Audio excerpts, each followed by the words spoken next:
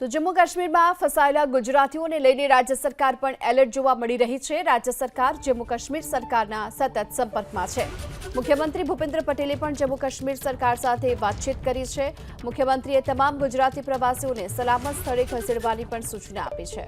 આ સાથે જ મુખ્યમંત્રીએ એસપી અને કલેક્ટર સાથે વાત કરી અને રહેવા જમવાની પણ વ્યવસ્થા કરાવી છે।